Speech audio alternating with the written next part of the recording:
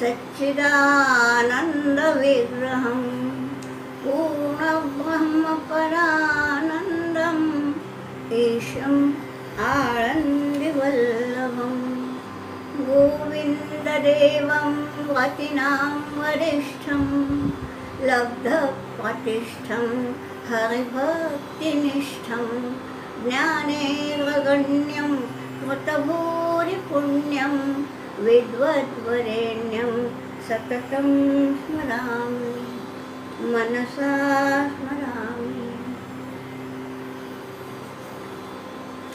कल हमने देख लिया कि भगवान ने जो कुछ भी बताया कि मैं ये सब कुछ हूँ, तब अर्जुन अभिभूत हो गया है और वो बोलता है कि सभी देवर्षि नारद से लेके बाकी सब ऋषियों मुनियों ने या स्वयं तुमने जो बोला है ये सब उससे मैं अभिभूत हो गया हूँ। अब अगला हम आज देख लेते हैं श्लोक 14वां। अर्जुन ही कह रहा है सर्वमेतद्रुतं मन्ये यन्मां वदसि केशव नहि ते भगवन् व्यक्तिं विदुः देवा न दानवा। ये बतलाया है हे केशव, यन्मां वदसि, जो कुछ भी तुम मुझे कहते हो, सर्वम एतद् मन्ये, मैं ये सब कुछ ऋत मानता हूँ।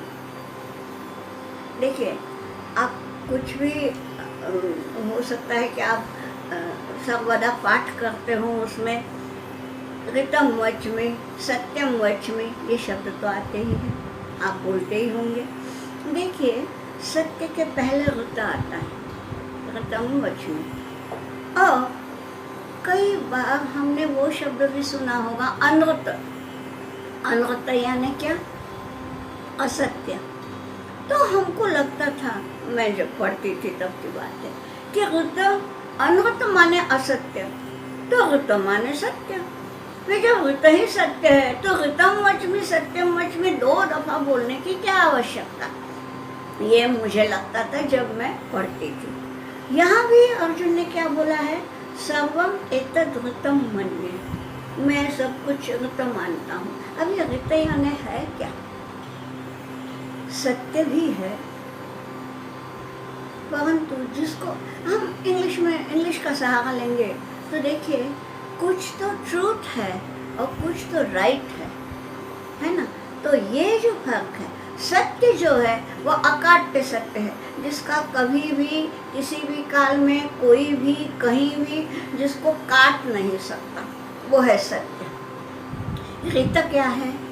ऋत जो है वो एक वैश्विक सत्य है। वैश्विक यानी माने जैसे ये देखिए कि भाई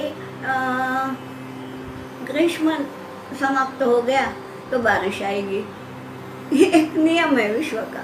या सूर्योदय होगा तो पूर्व में ही होगा, सूर्यास्त होगा तो पश्चिम में ही होगा। ये जो कुछ है इसमें कोई, ये विश्व के नियम है, ये है राइट, यानी इसका इन नियमों का पालन करना ही पड़ता है। लेकिन राइट में थोड़ा सा फर्क भी है। क्या है? हमने जो बोल दिया सूर्योदय पूर्व में होता है, लेकिन देखिए ना कि रोज हम जब सूर्य को आगे चढ़ाते हैं तो किंचित थोड़ी सी तो स्थान तो बदलता ही है ना? हमको आज यहाँ पे है हमारी गर्दन, तो कल वहाँ होगी, वहाँ ऐसी होगी। यानी क्या है? ये ऋत जो है उसमें परिस्थितिवश थोड़ा परिवर्तन हो सकता है, ठीक? सत्य में कभी परिवर्तन नहीं होता। तो जो राइट है, हम आज का उदाहरण लेते हैं। आप सबके पास वाहन तो होंगे, आप चलाते भी होंगे। तो यहाँ आप भारत में हैं तो आपका नियम क्या है? कीप लेफ्ट, ठीक है? आज आप अमेरिका जाएंगे और वहाँ अगर यहाँ का नियम लगाएंगे तो नहीं चलेगा, वहाँ की राइट है। तो क्या है, यहाँ के लिए जो राइट है वो वहाँ के लिए रॉन्ग हो सकता है। तो ऋतु जो है वो स्थान से भी परिवर्तित होता है। काल से भी परिवर्तित होता है। जैसे महाभारत काल में नियोग से इन लोगों का जन्म हुआ है, धृतराष्ट्र का, पंडु का। सास ने बोला है बहू को कि तुमको ये, आज की सास बहू को ऐसा बोलेगी कि नहीं, क्योंकि आज के हमारे नीति नियम भिन्न है। तो जो तब ऋत था वो आज ऋत नहीं है। ठीक, यहाँ अब आएंगे, ये हम जरा थोड़े से बाहर चले गए, लेकिन देखिए यहाँ क्या बतलाया है, सर्वम एतद् ऋतं मन्ये यन् मां वदसि केशव। हे केशव, जो भी तुम कह रहे हो ना, ये मुझे सब सत्य तो लग रहा है, बिल्कुल ठीक लग रहा है, राइट के अर्थ में ऋत लग रहा है, ठीक है, लेकिन फर्क तो पड़ता है ना। आज तुम कृष्ण के रूप में दिख रहे हो, कभी तुम परशुराम के रूप में थे, कभी तुम राम के रूप में थे, यानी ये जो है, इसलिए अर्जुन बोलता है कि सर्वमेतद् ऋतं मन्ये यन् मां वदसि केशव। हे केशव, जो तुम मुझे वदसि कहते हो, ये सब कुछ मुझे ऋत के रूप में मान्य है, क्योंकि नहीं ते भगवन व्यक्तिम विदुः न देवाः न दानवाः। क्या देव क्या दानव न विदुः, ने नहीं जान पाए। क्या नहीं जान पाए? ते व्यक्तिम। व्यक्ति का अर्थ हम हिंदी या मराठी में अलग लेते हैं, हम पर्सन के रूप में लेते हैं व्यक्ति। एक्चुअली व्यक्ति यानी क्या है? व्यक्त होना, अभिव्यक्त होना, दिखना, दिखाई पड़ना, ठीक है, वो है व्यक्ति। तो भगवान की व्यक्ति यानी क्या? भगवान का रूप, भगवान का दिखाई देना, यानी भगवान तो देखिए ना, अभी बताया ना, हम तो सब जानते हैं दशावतार, मत्स्य कूर्म इत्यादि। तो कभी मत्स्य के रूप में, कभी कछुए के रूप में है, कभी माने वराह के रूप में है, कभी वामन के, कभी, ये जो नियम है ये है भगवान की व्यक्ति, ठीक है, दिखाई पड़ती है। लेकिन हमको समझ में नहीं आता ना कि मेरे सामने जो है, हो सकता है वो भी भगवान होगा, इसके रूप में आया हुआ, समझ में नहीं आता। कई लोगों का ये अनुभव भी है कि वो संकट में थे, कोई एक अनजान व्यक्ति आया, संकट का परिहार कर दिया, और बाद में जब उसको धन्यवाद देने जाओ तो वो है ही नहीं। ऐसा जब होता है तो ये व्यक्ति, वो ये जो है, तो नहीं ते भगवान व्यक्तिम विदुः न देव न दानव न विदुः। वेद धातु का अर्थ है जानना। न देव जान पाए, न दानव जान पाए, मैं तो मानव हूँ, मैं क्या जान पाऊंगा, क्योंकि देवों को तो है ही अधिक शक्ति मानव से, दानवों को भी है। दानव एक माया रूपी युद्ध कैसे करते थे, कहीं अदृश्य होना, कहीं उड़ना, ये सारी शक्तियाँ मानव में नहीं है। तो जब देव और दानव भी नहीं जान पाए, मैं मानो क्या जानूंगा। तो इसलिए ये बोलता है आगे कि स्वयमेव आत्मनात्मानं वेत्थ त्वं पुरुषोत्तम भूतभावन भूतेश देव देव जगतपते। ये जो श्लोक है ना, इसमें कथ्य कम है, संबोधन अधिक है। देखिए दूसरी पंक्ति पूरे संबोधन है, हे भूत भावन, हे भूतेश, हे देव देव, हे जगतपते, और ऊपर भी हे पुरुषोत्तम। ठीक, तो ये एक एक का अपन देख लेंगे। तो ये सब संबोधित किया है कि हे पुरुषोत्तम, त्वं स्वयं एव आत्मना आत्मानं वेत्थ। हम लोग, क्या देव क्या दानव क्या मानव, हम लोग तो तुम्हें नहीं जान सकते। त्वं स्वयं एव आत्मना आत्मानं वेत्थ, यानी तुम स्वयं ही स्वयं को, आत्मानं और आत्मना स्वतः की शक्ति से वेत्थ जानते हो। तुम ही अपनी स्वयंभू शक्ति से स्वयं का रूप तुम ही जान सकते हो, हम नहीं जान सकते। यहाँ बिल्कुल शरणागति है। ठीक है, ये बतलाया है ना, संत तुलसीदास जी ने भी बतलाया है कि सोई जाने जह जह देहु जनाई, सोई जाने वही जानता है, जह देहु जनाई, जिसको जनाई देहु माने जिसको ज्ञान दूं, ऐसा भगवान को लगता है कि हाँ भाई ये है कृपा के पात्र है, तो उस पर कृपा करूँ, इसको ज्ञान दूँ। तो जानत तुम्हें हो ही जाए। ये तो आगे है कि ब्रह्मविद ब्रह्म ही भवति, हमें वो देखना नहीं है। लेकिन ये जो पहली पंक्ति है कि वही जान सकता है जिस पर तुम्हारी कृपा है, ये बतलाने के लिए जो संबोधन है, ये देखे क्या क्या है।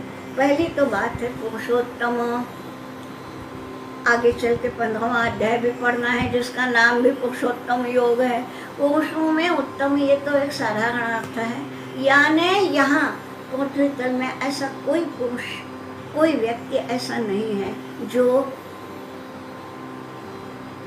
उससे अभिमंत्रित ना हो, उसके कारण प्रेरित ना हो। कोई बोलेगा कि मैं जो करता हूँ सब मैं मेरे मन से करता हूँ, यह गलत बात है। कोई अपने मन से कुछ भी नहीं करता, तो ये है पुरुषोत्तम। फिर क्या बतलाया है, भूत भावन।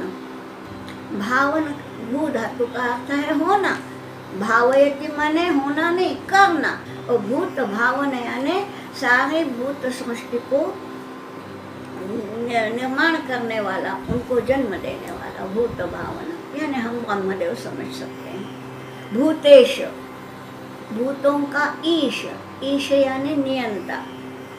देव देव यानी भूतों का नियंता तो है ही है, देवताओं का देव है।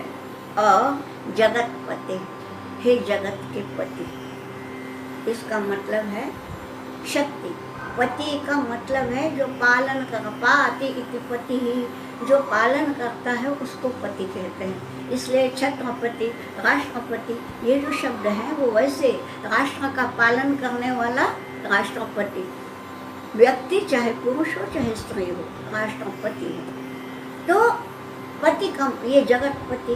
ठीक, यहाँ कई लोगों ने ऐसा अर्थ लगाया, वो मुझे भी भाग गया इसलिए बता रही हूँ। ये तो सीधा सीधा अर्थ मैंने बताया।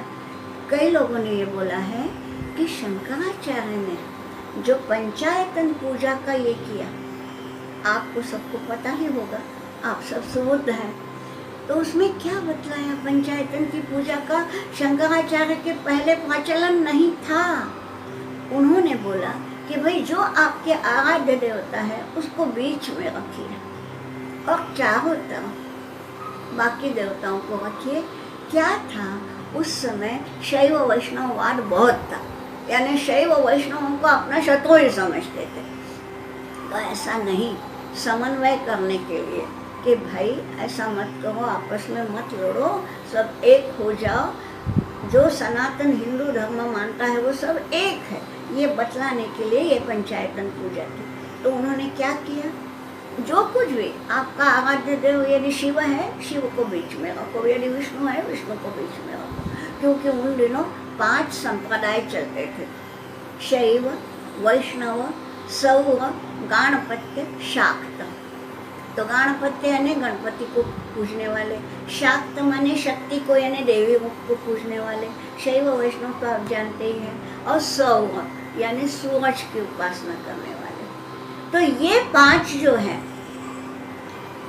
किसी ने ये बतलाया है कि पुरुषोत्तम यानी विष्णु, भूत भावन माने सूर्य, क्योंकि वही ऊर्जा देता है, भूतेश भूतों का नियंता माने संहार करने से ही नियंत्रण होता है, तो भूतेश माने शिव, देव देव देवताओं का भी देव यानी गणेश, और जगत का पति यानी शक्ति।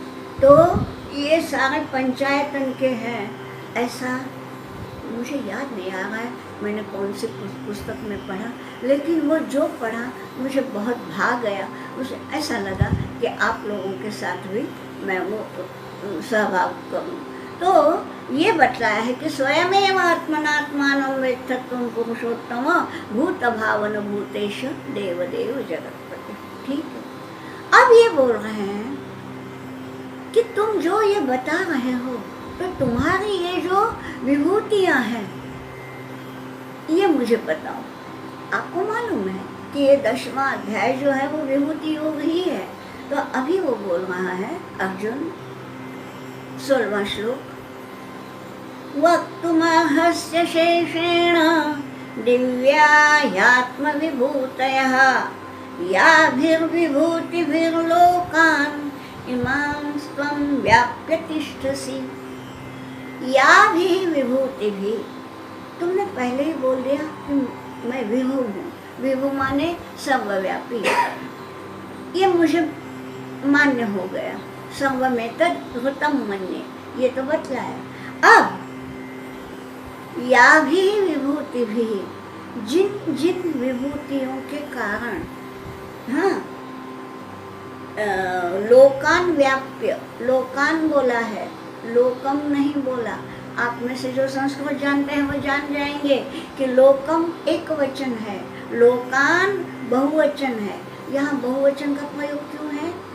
एक इस पृथ्वी लोक को नहीं, त्रैलोक्य को, तीनों लोकों को व्याप्य। तुम त्रैलोक्य को व्याप्य यानी व्याप करके, घेर करके तुम सब व्यापी हो।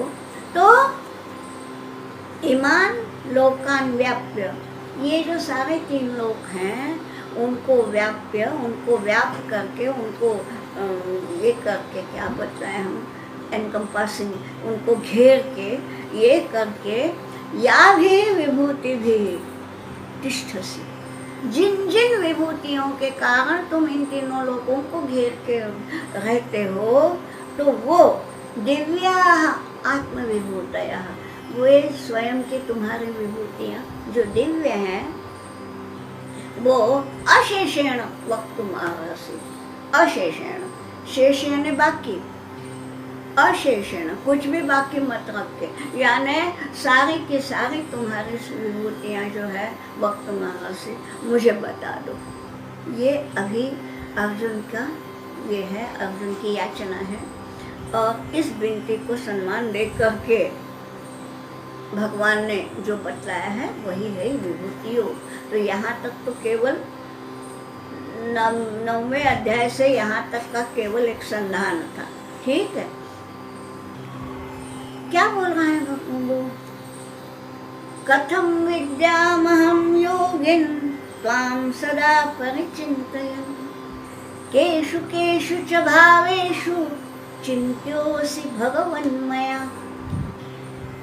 हे योगिन, छोटे छोटे वाक्य हैं इस श्लोक में। पहला वाक्य इतना ही है, हे योगिन त्वां अहं कथम विद्याम, एक वाक्य समाप्त। हे योगिन, योगी क्यों बोला है? संबोधन है, अरे योगेश्वर है वो, सब कुछ जो व्याप्य है, तो उसने तो सब, उसी में सब कुछ जुड़ा हुआ है ना। इसलिए हे योगिन अहम त्वां कथम विद्याम, मैं तुम्हें कैसे जान पाऊँ? हमको मूर्ति देख के तो बोध होता है, ये भगवान है भाई, इसको नमस्कार करना चाहिए, इसका अपमान नहीं करना चाहिए, इतना बोध हमें मूर्ति देखकर होता है।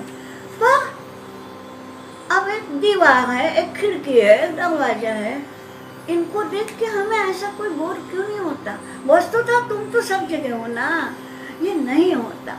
इसलिए ये बतलाया है कि हे योगिन त्वां अहं कथम विद्याम, मैं तुम्हें कैसे जान पाऊंगा? क्योंकि ये त्वाम जो है वो यहाँ भी लेना है, त्वाम सदा परिचिन्तयन्, मैं तुम्हारा सदा चिंतन करते ही रहता हूँ। तुम्हारा ही चिंतन करते हुए मैं तुमको कैसे जान पाऊंगा? कि जानना यानी तत्व से समझना, ये कैसे होगा? क्योंकि अगला देखिए, केषु केषु च भावेषु चिन्त्योऽसि मया। हे भगवान, यहाँ बतलाया भगवान बोला है। देखिए किसी दोस्त को कोई भगवान नहीं कहता। अभी ये सखा के ऊपर से बहुत ऊपर उठ गए हैं ये। तो ये क्या उठ गए, ये तो जहाँ थे वही थे। अर्जुन को समझ आ गई कि हाँ ये मेरा सखा नहीं भगवान है। तो ये बतलाया है, हे भगवान मया कथम चिंत्योसी, मैं तो तुम्हारा चिंतन सदैव करता हूँ। ऊपर लिखा है सदा परिचिंतयन्, लेकिन कथम चिंत्योसी, चिंत्य यानी चिंतन करने योग्य, तो मैंने कैसा चिंतन करना चाहिए। केशु केशु भावेशु यानी कहाँ कहाँ किस किस रूप में मैंने तुम्हारा चिंतन करना चाहिए, ये समझ में नहीं आ रहा है। इसलिए ये बताओ। ये एक तरह से मैं बोलूँ, ये अर्जुन का जो प्रश्न है ना, सभी साधकों का प्रतिनिधि बन के इसने प्रश्न किया होगा।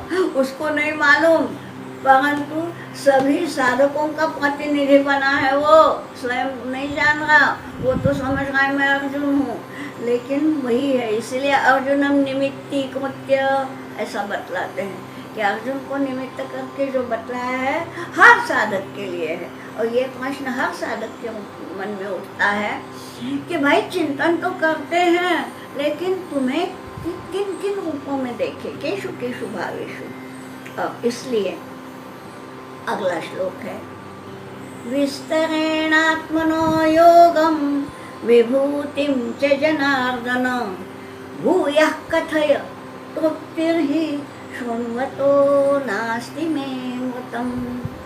ये बतलाया है, हे जनार्दन। देखिए जनार्दन भी भगवान का एक रूप है। कभी केशव बोला है, पुरुषोत्तम बोला है, यहाँ जनार्दन बोल रहा है। जनार्दन का मतलब क्या है, जनान अर्दयति इति। अर्दन करना माने समाप्त करना, यानी साधारण जन को नहीं, दुष्ट जनों को। विनाशाय च दुष्कृताम बतलाया है ना, तो दुष्कृति करने वाले जो हैं उनके लिए वो अर्दन करता है, इसलिए जनार्दन। तो ये जनार्दन तो अभी इस क्षण अर्जुन को वो समझ में आ गया है। तो वो बोलता है, जनार्दन विस्तरेण, विस्तार के साथ, आत्मनो योगम च विभूतिम च कथय, मुझे बताओ।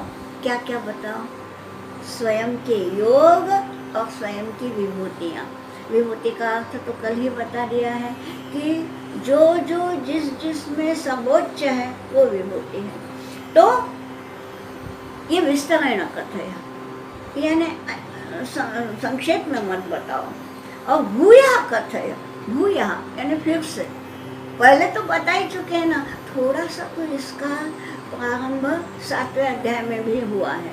खैर छोड़िए, आप घर जाने के बाद फिर से 7वां अध्याय खोल के देखिएगा, यहाँ हम समय नहीं लेते। तो ये बतलाया है कि भूया फिर से कथय, यहाँ एक वाक्य समाप्त है कि हे जनार्दन आत्मनो योगम विभूतिम च विस्तरेण भूयः कथय। ठीक है, क्यों भाई फिर से क्यों कहना है? एक बार बोलने से समझ में नहीं आया क्या? अर्जुन क्या बुद्धू है, समझ में नहीं आता? आता है, लेकिन फिर से सुनने की इच्छा है। क्यों है? अगला वाक्य है कि अमृतम शृण्वतो में तृप्ति ही नास्ति। भूयः कथय, क्यों फिर से बोलो, क्यों? क्योंकि भाई भगवान आप जो बोलते हैं ना वो अमृत है। और अमृतम शृण्वतः, जब अमृत के बिंदु मेरे कानों पे पड़ते हैं, मैं तृप्ति ही नास्ति, तो मेरा मन ऐसा लगता है और सुनो, तृप्ति होती ही नहीं। ऐसा तृप्ति होना माने ऐसा लगना कि अब बस, यहाँ कहते हैं तृप्त हो गए, अब नहीं चाहिए। यहाँ ऐसा लगता ही नहीं है कि हाँ अभी भगवान ना बोले, इसलिए बोला है कि अमृतम शृण्वतः में तृप्ति नास्ति, इसलिए भूयः कथय, इसलिए फिर से बताओ। अब इतना सुनने के बाद मेरा आंखों के सामने आती है छवि, बहुत मधुर हंसी आई होगी उनके मुखड़े पर। तो हाँ, अब ये बेटा आ गया है रास्ते पर। तो इसलिए श्री भगवान वाच, अब बड़ा सुंदर है, शुरुआत ही हंत से की है। खैर हम आगे चलते हैं। श्री भगवान वाच, भगवान क्या बोलते हैं, ठीक है तुमको मेरे सारे विभूतियाँ सुननी है। और क्यों सुननी है, संक्षेप में तो बता ही दिया है, तो भी हुआ फिर से सुननी है। तो ठीक है भाई, पर तुमने जो बोला है विस्तरण, तो इसके लिए बोलते हैं कि भाई मेरा विस्तार का तो कोई अंत ही नहीं है। देखिए, हन्तते कथयिष्यामि दिव्याह्यात्म विभूतयः प्राधान्यतः प्राधान्यतः कुरु श्रेष्ठ नास्त्यंतो विस्तरस्य में। क्या बतलाया है, हंत, हंत जो एक है ना, एक विचित्र अव्यय है। विचित्र इसलिए बोल रही हूँ कि किसी को दुख भी होता है ना, हाय बोलते हैं ना हम, तब भी हंत बोलते हैं।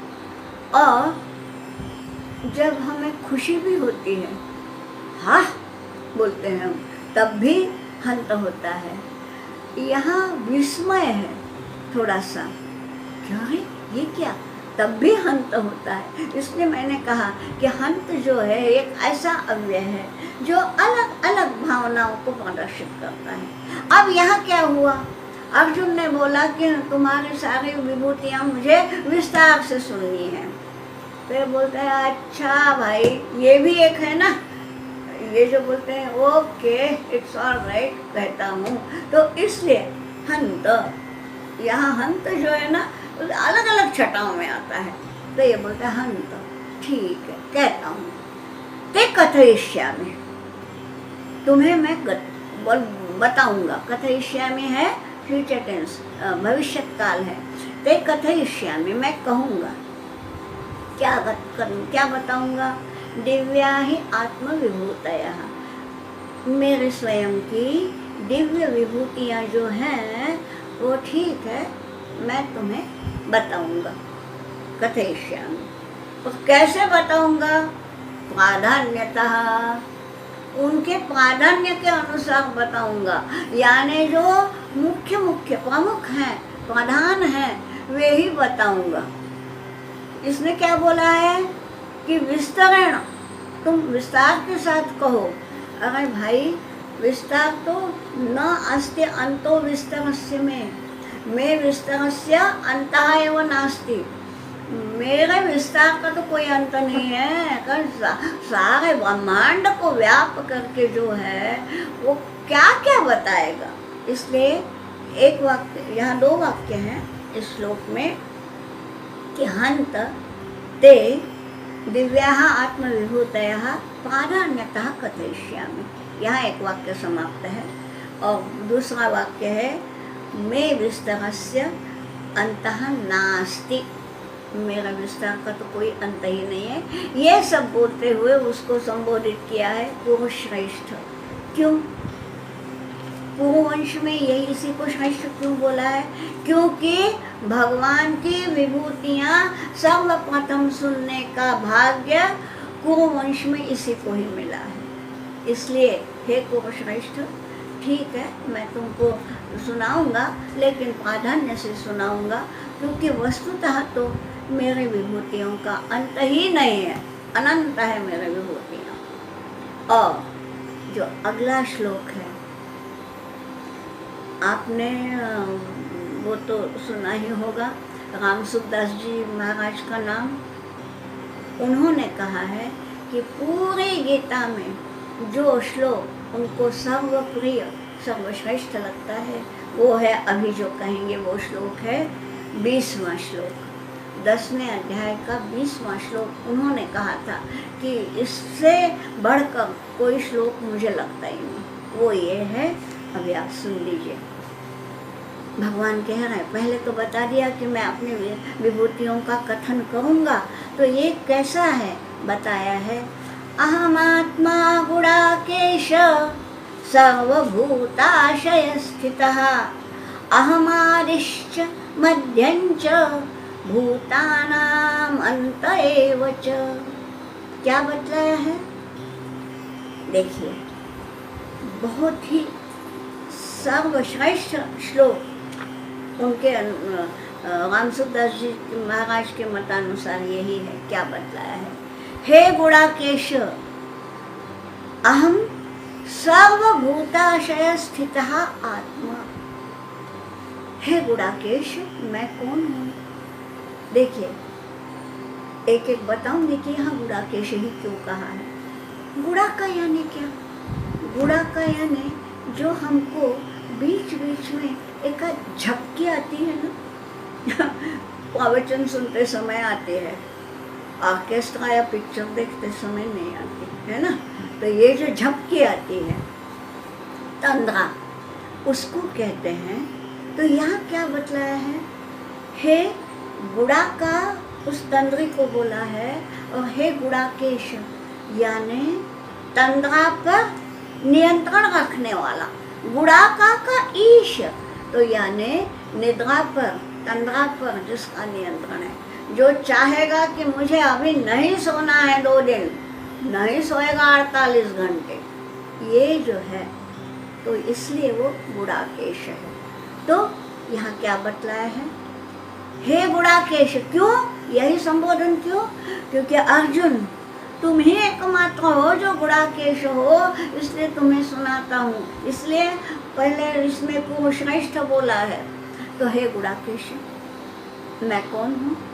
सर्वभूताशय स्थितः आत्मा अहम्। सर्वभूत, सारे जो भूत मात्र है, न केवल मनुष्य प्राणी, पशु हो, पक्षी हो, जो जो जीवित है, वनस्पतियाँ, इन्हें भी प्राण है। ये सब में जो है ना, इनकी जो आत्मा है वो मैं हूँ। सबके भीतर मेरा निवास है। ठीक, कितना बताया? सर्वभूताशय स्थितः आत्मा अहम्। और यहाँ एक वाक्य समाप्त है, दूसरी पंक्ति में दूसरा वाक्य है कि अहम आदिश्च मध्यंच अंत एव च भूतानाम। भूत यानी भूत मात्र, सारे प्राणी। तो इन सारे भूत मात्र का अहम आदि, मैं ही आदि यानी प्रारंभ हूँ, मैं ही मध्य हूँ और मैं ही अंत हूँ। अब क्या बचा? इसलिए जो महान संतों को, उन्होंने तो सारे गीता का पूरा आलोड़न विलोड़न किया है। आपने नहीं पढ़ी होगी, पढ़ी ही होगी, लेकिन नहीं पढ़ी है तो अवश्य पढ़िए। उनका साधक संजीवनी नाम का जो है, निश्चित रूप से पढ़िए। तो उन्होंने बोला है कि ये सर्वश्रेष्ठ है। क्यों है? देखिए, यहाँ अहम आदिश्च बोला है। आदि यानी प्रेरक शक्ति। हम आदि यानी ब्रह्मा को बोल सकते हैं, लेकिन ठीक है, ब्रह्मदेव क्या करता है? हमारे देह को जन्म दिया उसने, जो है कि हाँ भाई, तुम्हें मानव के रूप में जाना है, तुम्हें पशु के रूप में जाना है, ये जो है ये सब ब्रह्मदेव के हाथ में है। ठीक है, लेकिन उसमें जो आत्म तत्व है, जो चैतन्य तत्व है, वो प्रेरक शक्ति है, वो जिसने दी वो आदि शक्ति है।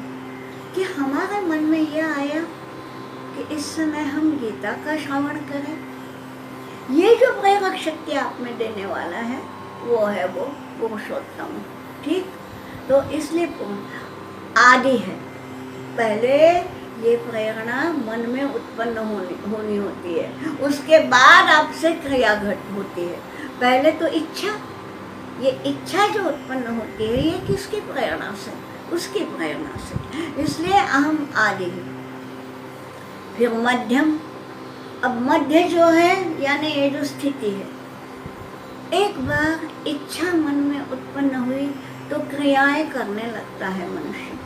किसी को लगता है कि मैं शिक्षक हूँ, मैं पढ़ाऊँगा, तो पढ़ाने की क्रिया उसने की, छात्रों ने पढ़ने की क्रिया की। तो ये जो क्रियाएं हैं ये मध्य है, और बाद में अंत भी मैं ही हूँ। कभी न कभी उसका समापन भी होता है। प्रेरणा का समापन नहीं होता, क्रिया का समापन होता है, क्रिया समाप्त होती है। अब यहाँ ये जो है, ये हम ऐसा भी बोल सकते हैं कि हम आदिश्च यानी सृष्टि की रचना, मध्यम च यानी जो अभी सृष्टि है, और अंत यानी प्रलय काल, वो भी मैं ही हूँ, ये भी बोल सकते हैं।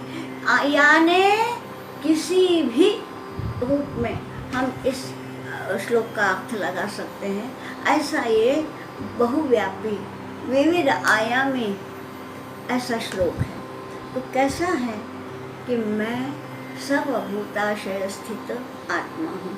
और एक बात बताऊँ कि यहाँ से यानी 20वें श्लोक से लेकर 39वें श्लोक तक जो विभूतियाँ हैं गिनी हैं, 83 विभूतियाँ बताई हैं, 83, ठीक।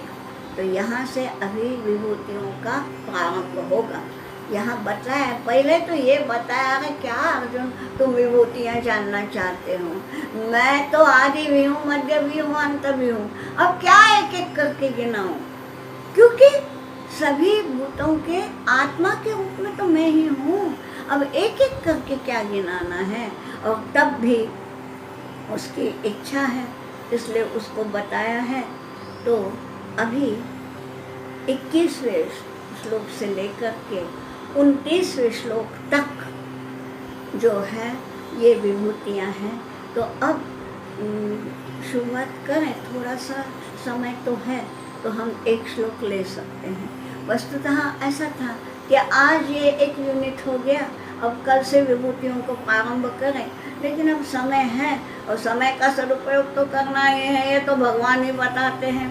तो इसलिए हम एक श्लोक अभी ले रहे हैं। क्या बतलाया है देखिए, आदित्यानामहं विष्णुः ज्योतिषां रविरंशुमान् मरीचिर्मरुतामस्मि नक्षत्राणामहं शशि। आदित्यानामहं विष्णुः। अब आप लोग सब जो है ना प्रबुद्ध हैं, इसलिए सूर्य नमस्कार जानते हैं, और इसलिए उसमें जो 12 नाम है आदित्य के वो भी जानते हैं, और उसमें विष्णु नाम है ये भी जानते हैं। तो 12 आदित्य जो हैं, आदित्यानाम अहम विष्णु, ये जो है ये विष्णु कौन सा सूर्य है, कार्तिक मास का जो सूर्य है ना उसको विष्णु कहा गया है। ये 12 आदित्य जो है 12 महीनों के हैं, मैंने 12 महीनों के यानी उन 12 महीनों में सूर्य का जो रूप है ना उसको नाम दिए गए हैं। तो विष्णु रूप जो है आदित्य का वो कार्तिक के महीने में होता है, और वो कार्तिक स्नान का जो महत्व है वो इसके लिए है, ठीक, कि उस समय सूर्योदय में उठना चाहिए, उनके दर्शन लेना चाहिए। तो आदित्यानाम अहम विष्णु हूँ, ठीक है। आदित्यों में ये अभी यहाँ से विभूतियाँ शुरू हुई है, तो आदित्य एक श्रेणी हो गई, एक कैटेगरी हो गई। तो इसमें जो सर्वोच्च है 12 हैं आदित्य, उनमें सर्वोच्च जो है विष्णु वो मैं हूँ। ज्योतिषाम रवि ही अंशुमान, जितने भी ज्योति यानी क्या, जिनको हम नक्षत्र कह सकते हैं, ग्रह यानी ल्यूमिनरीज, जो चमकते हैं वो ज्योति, ठीक है। ग्रह भी हो सकते हैं, नक्षत्र भी हो सकते हैं, तारे भी हो सकते हैं। तो उनमें मैं कौन हूँ, अंशुमान रवि ही, जो हमें दिखता है सूरज अंशुमान है वो। अंशु यानी किरण, अंशुमान माने किरण युक्त। तो मैं उनमें सारे जो है, चंद्रमा है, सूरज है, ग्रह है, तारे हैं, नक्षत्र हैं, सब में चमकने वाला कौन है, सूरज है। तो अगर तुम नक्षत्रों की कैटेगरी लेते हो तो उनमें मैं सूर्य हूँ। सूर्यों की, आदित्यों की श्रेणी लेते हो तो मैं विष्णु हूँ, ठीक। आगे क्या बतलाया है? मरीच मरुतामस्मि, मरुतगण जो हैं 49 बतलाए जाते हैं। एक बात है, अभी जब बता ही दिया है साधक संजीवनी, तो साधक संजीवनी में सारे 49 मरुतों के नाम भी दिए हैं। अब मैं यहाँ पे उतना समय नहीं लेती, जो जिज्ञासु हैं वो वहाँ से वो देख लें। तो उन सारे 49 मरुतों में मैं मरीच नाम का मरुत हूँ, जो सर्वश्रेष्ठ माना जाता है। और अगर केवल नक्षत्र यानी ज्योतिष में तो रवि हो गया, केवल नक्षत्रों का पति हम देखेंगे तो नक्षत्राणाम अहम शशि, तो सारे नक्षत्रों में मुझे शशि यानी चंद्रमा मान लो। यानी ये क्या बतलाया? अलग अलग श्रेणियाँ बताई, एक आदित्य की श्रेणी, एक ज्योतिष की श्रेणी, एक मरुत की श्रेणी, एक नक्षत्रों की श्रेणी। और इन चारों श्रेणियों में जो सर्वोत्तम है, जो सर्वोच्च है, वो मैं हूँ, वो मेरी विभूति है, ये बतलाया गया है। तो यहाँ से मैंने बतलाया कि 21वें श्लोक से विभूतियाँ शुरू हो गई, तो आज हमने ये 4 विभूतियाँ देख ली। असल में ये जब सारे के सारे हो जाएंगे तब इसमें अधिक भाष्य किया जाएगा। अभी तो केवल हम लिस्ट देख लेंगे, तो इसलिए अभी यहाँ रुक लेते हैं, यहाँ विराम करते हैं। योगेशं सच्चिदानंदं वासुदेवं वजप्रियं धर्म संस्थापकं वीरं कृष्णं वन्दे जगद्गुरुम्।